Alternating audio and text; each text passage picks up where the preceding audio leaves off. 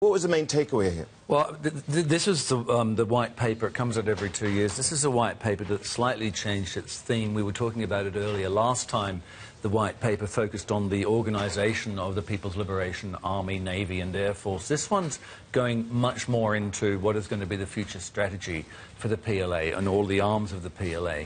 And the big takeaway is where they're talking about moving from, it's a maritime takeaway, moving from a strategy of offshore waters defence to a strategy of offshore waters defence and open seas protection. Now, that brings in a whole array of things. Exactly. Reading between the lines, what does that actually tell us? Well, that means protecting sea lines of communication. That could mean protecting sea lines of communication all the way through to the Indian Ocean, which we already know has been giving the Indians a little bit of something to worry about. We saw that submarine landing coming up in Sri Lanka last year.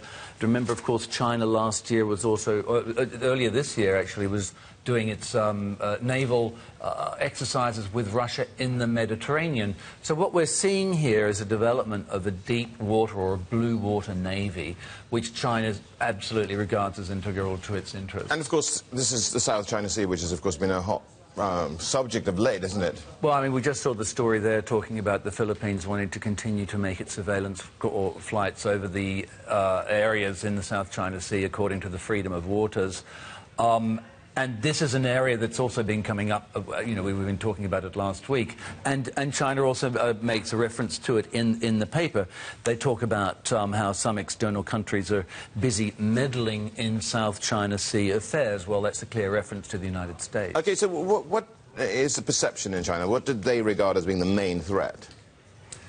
Well, the main threats that China's looking at, they're talking about hegemony, they're talking about power politics, they're talking about neo-interventionalism, which brings us back to what the accusations are about with the US sort of meddling in an area that they think should be Asia for Asians. They don't see that the US has got a role in here. And in fact, there's a line in the introduction of the white paper which puts it all into the context of China's national rejuvenation. Remember, of course, China wants to see itself as the leading Asian power, certainly by 2014, to have regained its primacy in culture, economy, military diplomacy, and all of this military strategy, in fact, every facet, right back, you know, to where China was before its, you know, so-called century of humiliation when it lost that position that it regained. So you look at the military strategy, and it's all part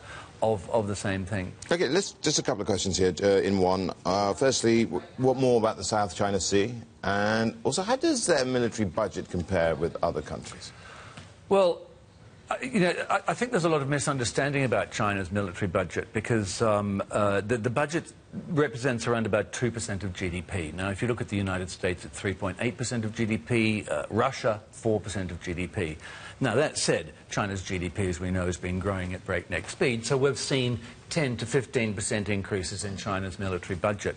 One of the things about the white paper here is that we don't get any breakdown of defence spending, and this is something the United States often complains about. So we don't know how much is spent on the PLA Navy, the PLA Army, on the Air Force. That would be useful for the US. So the US is going to look at a paper like this, though, because we will get, you know, incremental information in this rather long white paper, and then the US is going to obviously use that to strategize about their own military spending and where they need to be putting their money.